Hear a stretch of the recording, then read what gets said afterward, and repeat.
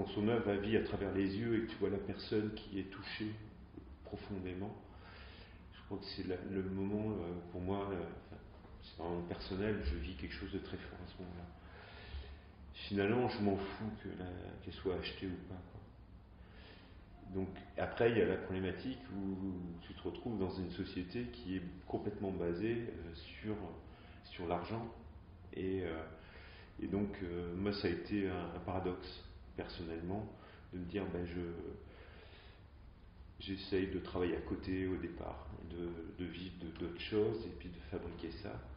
Et finalement, quand tu fais ça, tu n'as pas forcément l'intérêt d'exposer.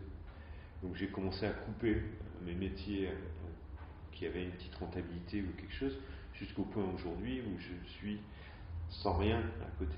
Je ne suis même pas inscrit au chômage, je suis dans une espèce de liberté individuelle qui est folle, quoi.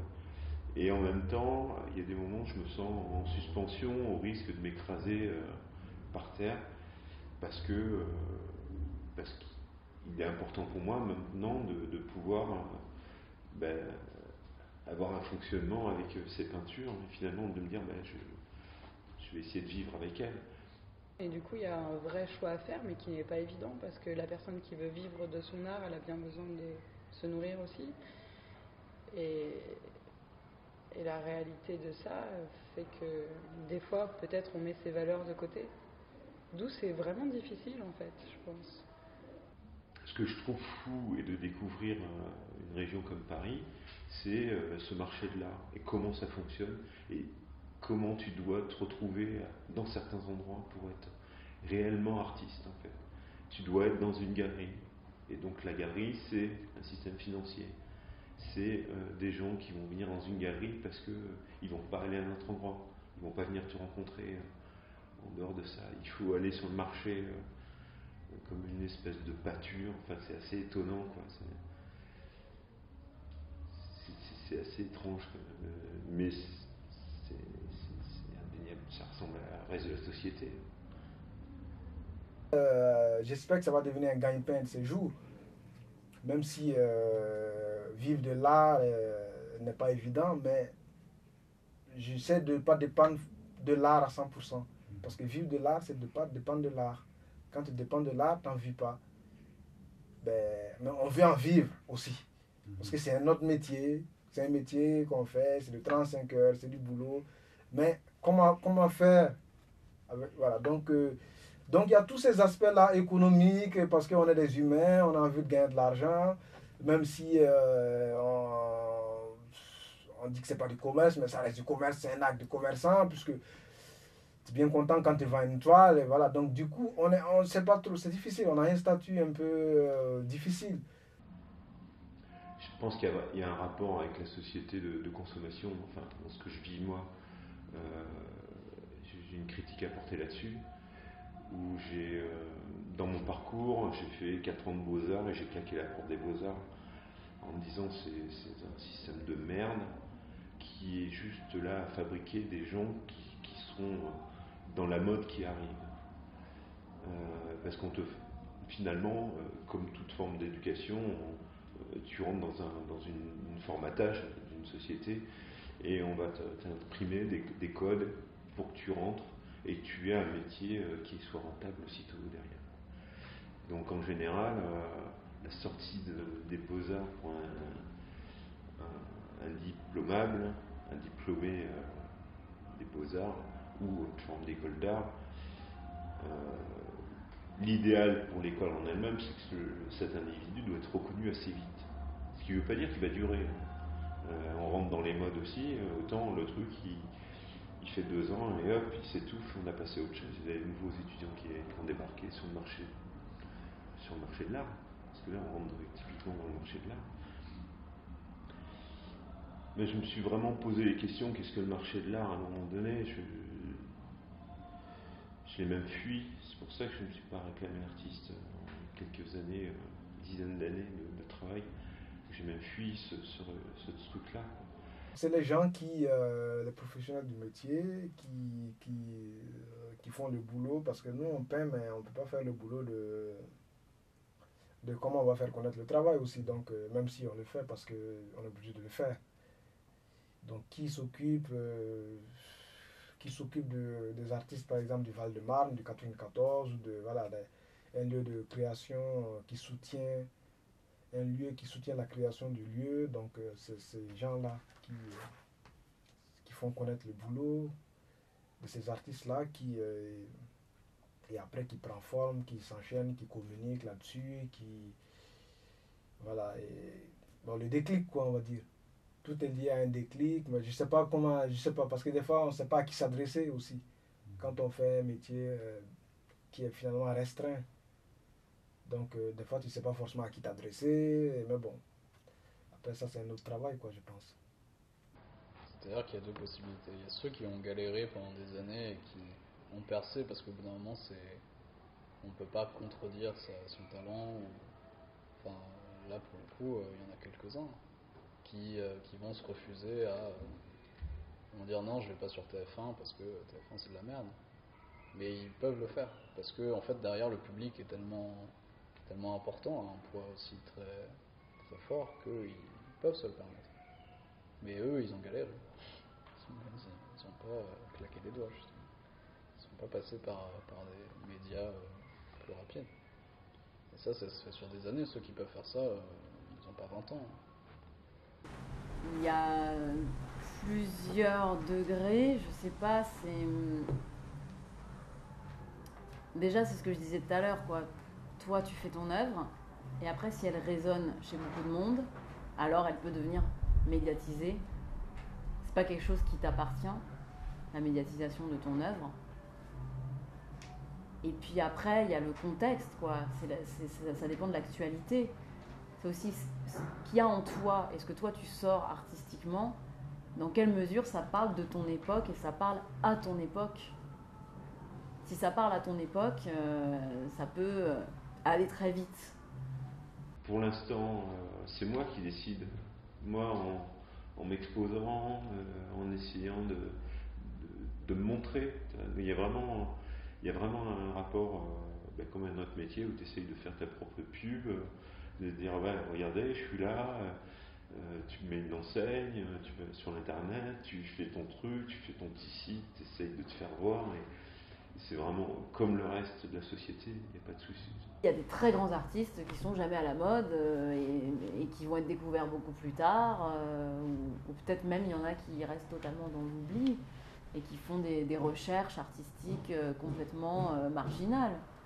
C'est les mannes financières finalement. Qu'est-ce qu'un artiste va apporter, qu'est-ce qu'il va promouvoir, comment il va apaiser les masses. Il y a un truc moi qui me surprend toujours, c'est dans la musique pop qu'on entend beaucoup à la radio, c'est toujours les mêmes accords. Et c'est des accords qui calment un peu, j'ai l'impression, quoi, qui posent les choses. Du coup, on n'a pas trop envie de s'énerver après avoir écouté de la pop. C'est les grandes distributions, c'est les grandes prods qui ont beaucoup d'argent, c'est le public aussi. Après, c'est toute la question de la dialectique entre le public et la distribution, quoi. Est-ce que le public prend ce qu'on lui donne ou est-ce que c'est le public qui fait la demande? Et donc l'artiste, il se pose forcément cette question de est-ce que je réponds à une demande ou est-ce que je fais une proposition? Et ça c'est des vraies questions de société, hein, surtout avec la télévision. Est-ce que vraiment les gens aiment bouffer de la merde? Ou est-ce qu'ils bouffent de la merde parce qu'on leur donne de la merde?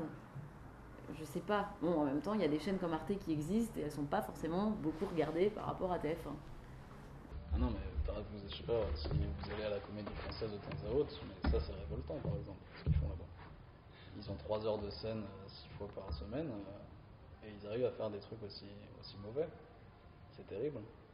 Et c'est là le problème, c'est que c'est là ouais, c'est avoir une telle possibilité de parole sur la place publique, que ce soit même à la télévision. Quand on voit tout ce qui passe à la télévision, bon bah, c'est dément. C'est dément d'avoir des gens comme ça Bah, c'est bien d'en avoir en fait. Je dis pas que c'est mauvais, mais le partage de la parole est très important en démocratie. Quand on a des spécialistes qui viennent toutes les semaines, à chaque fois on n'appelle qu'eux, on en a 6, 7, puis ils tournent. C'est ce qu'on appelle la pensée zéro, je crois, enfin, quelque chose comme ça, ou l'absence de débat. C'est pas en faisant ça que j'ai pas envie de changer pour autant. J'ai pas envie de tomber dans un.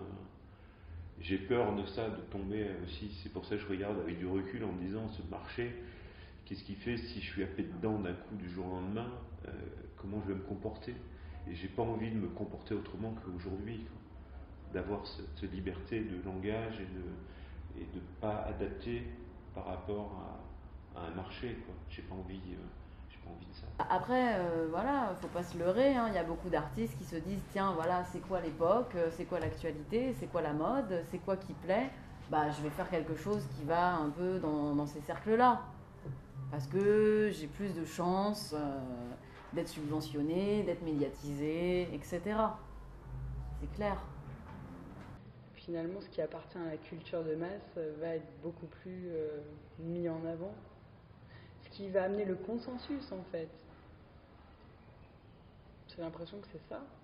Parce que les choses qui font polémique, on n'entend pas parler sur les grandes chaînes, dans les journaux à grand tirage, ou dans les livres d'histoire, par exemple.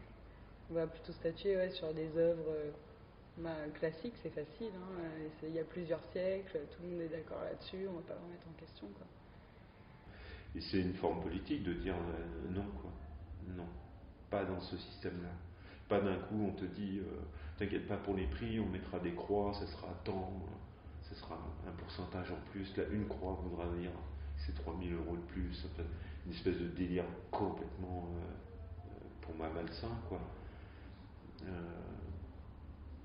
Et tu veux autant, et c'est, pour moi, c'est de tomber dans la bourse. Hein. C'est un peu la réflexion.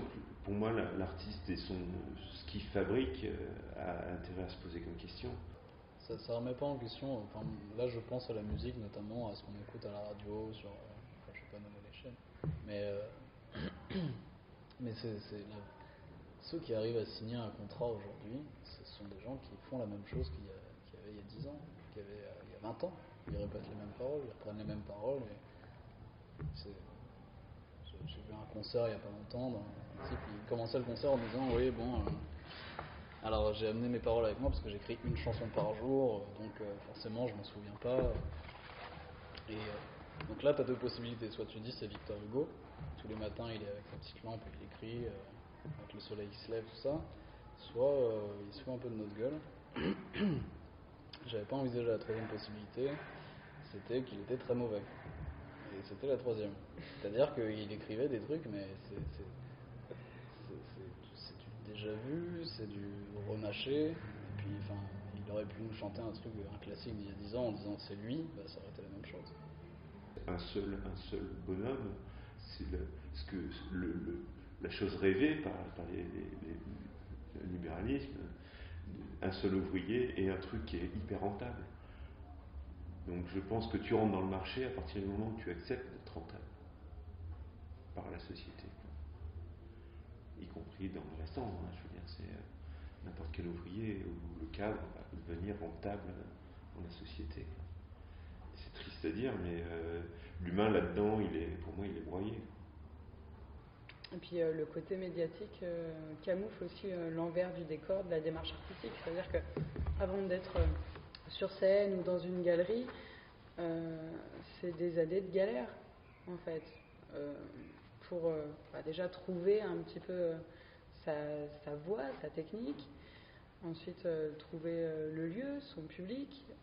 Enfin, ça n'arrive pas comme ça d'un claquement de doigts. Et par la médiatisation, en fait, on a l'impression que c'est juste un monde de paillettes où tout le monde fait la fête et on rigole et tout le monde est ami avec tout le monde, alors qu'en fait, pas du tout. Enfin, je pense que même les personnes qui sont ultra médiatisées, finalement, peut-être se retrouvent encore plus seules dans l'envers du décor, parce qu'on met en avant une dimension qui n'est pas celle du quotidien en fait. Parce que aussi quand tu deviens médiatisé, il y a aussi... Alors je ne l'ai pas vécu, donc je ne peux pas parler en connaissance de cause, mais il y a aussi des contraintes qui naissent que tu n'avais pas avant. Bah ouais, parce que tout d'un coup, si tu es médiatisé, tu peux très vite être érigé en symbole ou être le metteur en scène ou le réalisateur qui parle de ça. Et ce que tu vas dire va être pris beaucoup plus au pied de la lettre. Et du coup, tu vas avoir une responsabilité de personne publique sur tes épaules que tu n'avais pas au départ quand tu créais, par exemple. Et ça peut tuer un artiste aussi. Hein. Donc après, il faut savoir se dépatouiller de ça. Mais ça peut aussi ça peut tuer un artiste, ça peut en porter un autre plus haut. Tu sais pas comment tu peux réagir à la médiatisation, à la notoriété de ton œuvre. Et après c'est aussi dans le fait qu'on est dans une industrie de l'art qui fait que si tu as une œuvre tout d'un coup qui plaît, eh ben, il faut que tu en fasses une autre qui plaise tout autant, et encore une autre, et il y a quelque chose de... Puis en plus, ils retournent les choses. Quand on voit les émissions comme The Voice, Star Academy, La Nouvelle Star, c'est aberrant de croire que ces choses aident les artistes. Au contraire, en fait, ça détruit complètement le milieu artistique. D'abord parce que ça passe le samedi soir. Le samedi soir, c'est le soir où tout le monde veut sortir et puis finalement tout le monde reste enfermé. Donc le petit nouveau qui veut faire un concert à côté, bah non, les gens vont regarder The Voice. Ils vont pas aller voir un truc ça coûte 8 €, la télé c'est gratuit. Bon, déjà, premier choix. Et ensuite, en plus de ça, c'est que dans le contrat signé avec les gros labels, etc., par la suite, ceux qui arrivent à sortir de ça, qui pensent avoir fait le plus dur, ça y est, ils sont connus, ils ont une visibilité, ils signent des contrats où ils n'ont plus de choix. Nous, on leur dit, votre personnalité est à nous. Et alors là, ça sort des CD absolument horribles. Kenji, par exemple. Kenji est un exemple parfait. Kenji avant The Voice, avait fait des trucs très bien. Il avait son petit côté gitan, c'est un guitariste exceptionnel, et puis on lui fait sortir un CD avec des boum, boum, boum, boum. Je pense pas que c'est lui qui a choisi ça. Et là, on dit que l'artiste quand l'artiste passe dans la sphère, je sais pas, publique, mais en tout cas publique, la télé, les médias, les gros médias, l'artiste n'est plus maître de son œuvre. Et là, c'est terrifiant. Quand tu commences à trouver une signature plastique qui marche, tu es obligé de... Beaucoup d'artistes le font. Ils sont fermés dans une école, en fait. Entre guillemets, fermés, ils font du bleu là, du rose là, et puis comme ça plaît, ils font toujours le même bleu, le même rose à droite et à gauche. Parce que ça marche. Et du coup, ils ont peur de se mettre en danger aussi. Bon, donc c'est le même... ça marche comme ça aussi parce que déjà quand tu rentres dans une galerie où on te dit que ton travail ne rentre pas dans la ligne d'une galerie, déjà c'est qu'il y a un problème aussi. Le même problème, donc il faut que ton travail rentre dans la ligne de la galerie qui dit que la ligne de travail c'est là. Et comme toi tu es un peu éloigné de notre ligne, donc c'est le même truc. Mais je pense que tout le monde doit avoir sa place. C'est comme une maison de disques qui dit que nous on produit que du reggae, nous on produit que du, je sais pas, du blues. Donc après, c'est pour ça que je dis que ça devient un acte de commerçant, même si on le veut ou non, parce que le mec qui veut vendre, il sait qu'il va vendre. C'est un autre travail parce que c'est lui, il est vendeur. Toi, t'es pas. Mes clients, ils veulent ça. Donc, mais après, c'est bien de garder sa liberté aussi, en fait, que l'artiste propose ce qu'il a senti et puis le propose, quoi. Mais c'est pas toujours évident. Ça me fait penser à Zaz. Quand elle a commencé, elle avait ses musiciens qui étaient de très bons musiciens. Et à partir du moment où elle a signé son contrat, ils lui ont dit bah ok, c'est toi, mais pas les autres, quoi. Donc, je suis pas dans la peau de cette personne, mais j'imagine que ça a dû être super dur. Enfin, c'est un déchirement de choisir entre un contrat et l'humain qui t'a accompagné tout au long de ton chemin. Donc forcément, ces choix, à un moment donné, vont changer aussi les personnes, et dans leur approche de leur art, et dans leur regard sur le monde, quoi. Je pense qu'il y en a certains qui arrivent à un moment où ils disent mais pourquoi je fais ça là, je sais plus. Il y en a, ils arrêtent complètement, ils disent ok, maintenant mon prochain film c'est dans 5 ans. Et je vous j'emmerde toutes les productions. C'est chacun qui réagit différemment face à ça, quoi. Nougaro a amené une nouvelle façon d'écrire, Le Prest a amené une nouvelle façon d'écrire, et puis même de composer. Ferré a changé un peu, a bougé tout ça. C'est pas tout le monde, enfin tous ceux qui aujourd'hui peuvent considérer comme des classiques, plus ou moins, ont vraiment modifié une façon de faire la chanson. Et ça, cela aujourd'hui, parce que là, la plupart des gens pensent qu'il n'y a aucun artiste aujourd'hui, que tout est mort, etc. C'est juste qu'ils ne sont pas médiatisés. Ça bouleverserait tout le monde. Je pense que même des artistes qui sont des stars de cinéma, ils se posent les mêmes questions. Parce qu'ils ont été là, une star pour un film, mais est-ce qu'ils le seront pour le deuxième? Est-ce que tout le monde ne va pas leur tomber dessus quand ils vont faire une daube? Est-ce que, voilà, c'est quelque chose qui est jamais acquis. Et c'est pour ça que c'est très important que le feu, il vienne de l'intérieur. Qu'il ne vienne pas que du désir de plaire. Si tu es là que pour plaire, tu vas tomber de très très haut le jour où tu ne vas plus plaire. Alors que si tu es là parce que tu as un feu en toi, bah ça sera plus cool quand ça plaira aux gens. Mais quand ça plaira pas aux gens, tu continueras. Ouais, c'est clair que pour garder ton indépendance, tu dois faire des sacrifices. Et notamment des sacrifices médiatiques, quoi. Tu ne passeras pas partout, tu le sais. Et si tu veux passer partout, c'est ton art qui s'en ressent, quoi. Elle peut faire rentrer dans l'espace du questionnement artistique, faire rentrer des questions qui ne devraient pas y être, par exemple. Ça, c'est sûr. Mais il faut lutter contre ça. Déjà, je pense qu'il faut avoir une maîtrise sur ce qu'on fait, garder en tout cas une maîtrise de ce qu'on fait, garder ce recul par rapport au marché, quoi. Enfin, et se donner l'autocritique personnelle, quoi. En tout cas, il faut surtout travailler son autocritique et prendre ses temps de réflexion, quoi. En fait, vouloir devenir artiste, c'est dangereux. Je veux dire, si tu as le désir d'art, tu fais ton art. Et tu le fais tel que tu l'entends, tel que tu le désires, tel que tu le conçois. Et les autres, ils te diront si tu es un artiste, si tu n'es pas un artiste, si tu es normal, si tu es marginal. Si ton art, il résonne dans la tête de beaucoup de gens, tu vas peut-être devenir connu. S'il résonne dans la tête de 3 personnes, tu resteras un artiste marginal. Mais toi, tu fais ton truc. Tu fais ce qu'il y a dans tes tripes, quoi. Ce que tu considères comme étant nécessaire et important. Voilà. Et là, c'est aussi un média qu'on a oublié qui, je pense, permet de garder cette liberté, c'est Internet.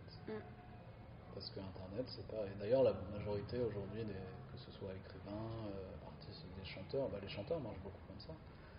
Les écrivains maintenant publient à travers les livres en ligne, des trucs comme ça, où on ne signe pas des contrats. Et de plus en plus, on se tourne aussi, alors qu'il y a 30-40 ans, on était obligé d'avoir un manager, quelqu'un qui nous suit, qui va appeler les maisons de disques, qui va gérer les concerts. Aujourd'hui, un artiste peut être indépendant vis-à-vis de ça, grâce à Internet aussi. Parce qu'Internet, c'est aussi aller chercher le public. Peut-être que là, on a cette liberté, on la garde.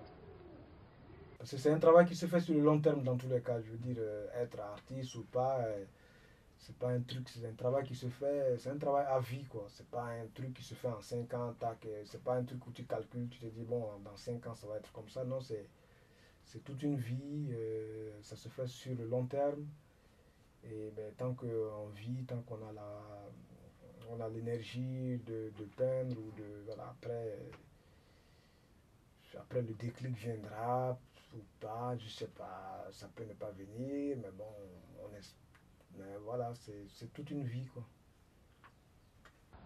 Comme tu disais, Internet en fait partie. Après, il y a des lieux un peu comme le Chêne où justement c'est une forme d'alternative aux galeries et aux lieux de diffusion traditionnels, quoi. Mais je crois que quand on veut aussi sortir un peu du cadre formel, on est toujours borderline au niveau de la législation aussi, quoi. Je pense par exemple aux street artistes. Bon voilà, c'est interdit de peindre les murs. Et pour autant, c'est aussi une alternative à la galerie, quoi. ramener l'art dans l'espace public. De même que la mendicité, elle est interdite, et voilà, faire son show dans la rue avec un chapeau, c'est aussi l'alternative. Mais on prend des risques dans tout ça. Donc soit on perd son intégrité, soit on accepte de prendre un peu de risque. Ou soit on se fédère. Et là aussi, c'est une des clés, c'est que la force du collectif va répartir un petit peu les risques. Donc tout le monde en prend autant, et s'il arrive quelque chose à l'un, c'est tout le monde qui supporte le tout. D'où c'est important de ne pas être isolé en fait dans son art et vraiment rejoindre, je sais pas, des associations, des collectifs, des regroupements, enfin quelle que soit la forme, peu importe. Mais pas rester seul quoi.